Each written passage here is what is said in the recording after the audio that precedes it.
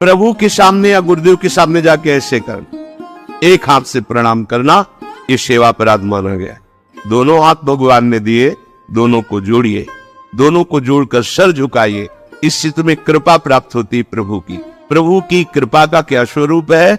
नाम में प्रेम होने लगे, जितेंद्रियता आने लगे, हृदय पवित्र होकर सबके सुख भावना में मगन होने लगे। ये प्रभु की कृपा। प्रभु या गुरुदेव के सामने जाकर प्रणाम न करना यह अपराध है। जय बार सामने जाए तय बार प्रणाम करे। अगर आप अस्वस्थ हैं, आपका शरीर काम नहीं कर रहा, तो हाथ जोड़कर सर झुका दीजिए, नहीं तो पंचांग या साष्टांग प्रणाम कीजिए। जय बार गुरुदेव से मिले, जय बार प्रभु के श्री विग्रह के सामने जाए तय बार प्रणाम करे। अगर अपनी कुटिया में भी प्रभु विराजमान है तो जय बार उनके सामने, इससे दासत्व पुष्ट होता है, प्रभु की कृपा प्राप्त होती है, प्रणाम करें।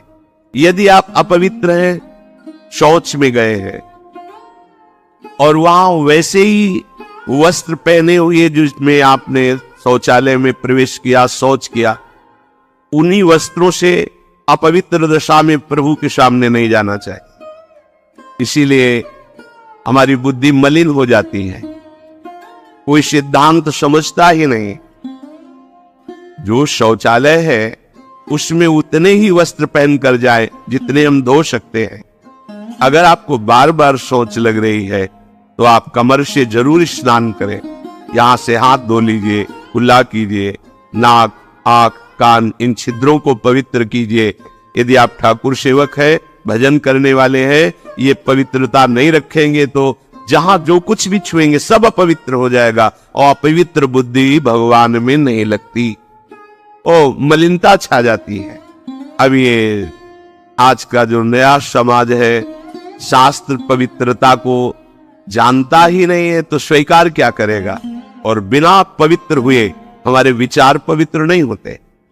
इसलिए कभी अपवित्र दशा में ठाकुर जी के सामने, श्री विग्रह के सामने जाना, सेवा सामग्रियों को छूना, ये अपराध माना गया है। 4 परिक्रमा हमारे प्रियालाल की होती है।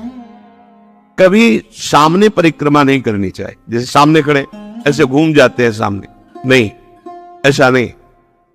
प्रभु के सामने ऐसे नहीं घूमना, वही खड़े खड़े घूम गए 4, ऐसा नहीं। प्रभु को दाहिने करके प्रदक्षिण। अगर आप प्रभु को प्रणाम नहीं करते, परिक्रमा करते हुए या सामने घूमते, ये सेवा अपराध है। प्रभु के सामने गए मंदिर में और आप पैर फैला के बैठे, सामने ऐसे पैर फैला लिए, ऐसे फैला के, ये अपराध है। अपने आराध्य देव के सामने, अपने गुरुदेव के सामने पैर फैला के नहीं बैठा जाता। यदि आपके पैरों में कोई दोष है तो उतनी देर ही रुकिए जितनी देर आप खड़े दर्शन कर सकते हैं, सामने से हट जाइए। सामने पैर नहीं होने चाहिए आपके। प्रभु के श्री विग्रह के सामने बैठकर बात करना और उसमें झूठ बोल देना, ये दोनों अपराध है। प्रभु के दर्शन करने के लिए जब जाइए तो बोलिए मत किसी से, और कैसे हो, क्या है, कुछ नहीं, राधा राधा राधा, या बात करनी तो बाहर मिलना, या हम दर्शन, आप भी दर्शन कीजिए और हट जाइए उससे। अगर कभी कोई अपना पूज्य जन, बड़ा जन है, उनसे बात कर रहा है, तो उसको कैसे कहें कि आप हट जाइए? तो जितनी बात हो भागवतिक हो और सत्य हो, क्योंकि वहां सत्य साक्षी देने की नहीं, प्रभु विराजमान है। वहां का झूठ तुम्हारे पुण्यों को नष्ट कर देगा। पहले भी जब कोई बात सत्य कहलानी होती थी तो कहा जाता था मंदिर में चढ़ के बोल दो, फिर हम दोबारा तुमसे नहीं पूछेंगे। वो हाँ चलो, तो मंदिर में बोल रहा है मतलब सत्य बोल रहा है। प्रभु के सामने झूठ बोलना या अन्य वार्ता करना ये अपराध है। प्रभु के श्री विग्रह के सामने जोर जोर से किसी को बुलाना, जोर से आवाज नहीं, स्वामी विराजमान है। अगर किसी को बुलाना भी है, इशारे से समीप जाके स्पर्श कर, चलो दर्शन करो। प्रभु के श्री विग्रह के सामने आपस में प्रापंचिक बात करना, अगर बात ही करनी, आज देखो कितना सुंदर मोर मुकुट है, आज देखो कितना सुंदर प्रभु का हार है, आज देखो कैसे मकराकृत कुंडल है, आप देख रहे हो, प्रभु ऐसा लग रहा है मुस्कुरा रहे हैं, प्रभु देख रहे हैं, बस उनके विषय की बात करो तो करो, अन्यथा मौन। अगर आप बिहारी जी के सामने, राधा वल्लभ जी के सामने, राधा रमण जी के सामने कोई आपको धक्का दे रहा है, कोई आपको कटु व्यवहार कर रहा है, आप चुप रहिए।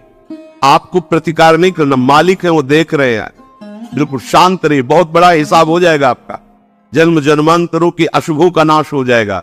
और अगर लौट कर आपने गाली दे दी और थप्पड़ मार दिया तो ये कलह आपके पुण्यों का नाश कर देगी। बहुत सावधानी से भगवत दर्शन किए जाते हैं। प्रभु के श्री विग्रह के सामने किसी को किसी भी प्रकार से पीड़ा देने की भावना कर लेना, भावना भी नहीं करनी पीड़ा देने की, प्रगट में देने की तो बात जाने दो। नहीं नहीं, प्रभु मानो आपने को कोई पीड़ा पहुंचा है तो प्रभु आप सर्व सामर्थ्यशाली, इसकी बुद्धि शुद्ध कर दो, इसका मंगल हो जाए। तो उसकी शुद्ध होगी कि नहीं, उसका मंगल होगा कि नहीं, प्रभु जाने। आपका मंगल हो जाएगा, आपकी बुद्धि शुद्ध हो जाएगी। प्रभु को नहीं चाहिए, वो तो विश्व का भरण पोषण करने वाले स्वयं विश्वात्मा है। पर यदि आपके पास है तो उत्तम उत्तम भोग लगाइए, उत्तम उपचारों से प्रभु की सेवा कीजिए। ऐसा नहीं कि आप अपने लिए वस्त्र बहुत महंगे लाते हैं और प्रभु के लिए ऐसे साधारण कपड़े ले आए, अपने लिए अच्छी भोग सामग्री प्रभु के लिए। ऐसे दुकानों में है, सुपारी किसके लिए लेना है, आपको खाना है तो अच्छी क्वालिटी की रखिए। और अगर पूजा के लिए लेना है तो जो कोई खाएगा नहीं वो रखी पूजा वाली। सूखे नारियल पूजा के लिए, टून का कपड़ा पूजा के लिए, ये ऐसा नहीं होना चाहिए। ये सेवा अपराध है। सेवा विग्रह में प्रभु आपके अधीन है।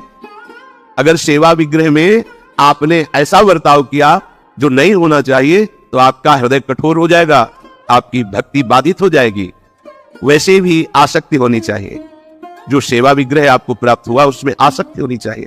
अच्छे से अच्छे पदार्थ देखकर मन ललचा जाए कि मेरी सामर्थ्य तो नहीं, पर अगर सामर्थ्य होती तो आज प्रभु को ये भोग लगाते, आज प्रभु को ये पहनाते, तो आप ये समझो आपको उसका फल मिल गया।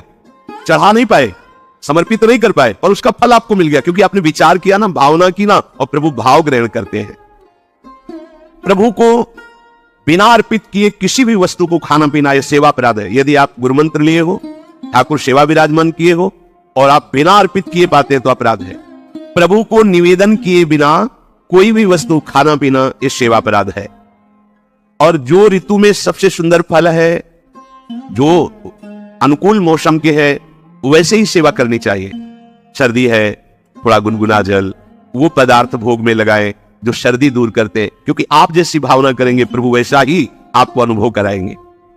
प्रभु के श्री विग्रह के सामने पीठ करके बैठ जाना। सामने श्री जी विराजमान है तो उनके सन्मुख होकर के बैठिए या साइड में बैठिए, ठीक उनके सामने पीठ नहीं होनी चाहिए। अगर वहां गुरु जी पधारते हैं या गुरु स्वरूप महापुरुष कोई पधारते हैं तो श्री विग्रह के सामने से हट जाइए और दूर होकर के फिर उनको लक्ष्य करके प्रणाम कीजिए, पर सामने नहीं। श्री जी के सामने, श्री विग्रह के सामने किसी को प्रणाम न कर, श्री जी के सामने प्रणाम ना करवाना और प्रणाम ना करना, केवल श्री जी को प्रणाम करना। इन्हीं की कृपा से हमारा जीवन सतमार्ग में चलता है। तो आपसे सच्ची कहते हैं, ये हमारे प्रभु राधा वल्लभ लाल जी, बांके बिहारी लाल जी, राधा रमण लाल जी, ये मूर्तिकार की रचना नहीं, साक्षात प्रिया प्रीतम है। हमारी भावना नहीं बन पा रही, इसीलिए नहीं तो इनके इशारे होते हैं, ये मुस्कुराते हैं।